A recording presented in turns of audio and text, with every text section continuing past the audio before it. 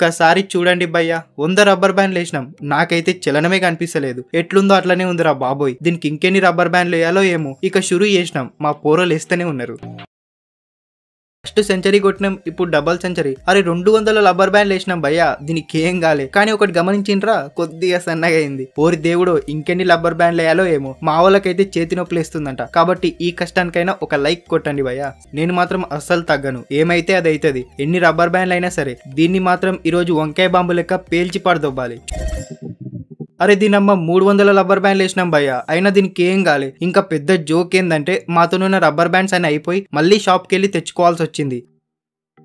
అయ్య బాబోయ్, షాప్ నుండి తెచ్చిన రబ్బర్ బ్యాండ్లు కూడా మొత్తం అయిపోయినాయి. దీనమ్మ ఇట్లా కాదు, మళ్ళా దేవాలనుకునే లోపే ఇలా అయిపోయింది.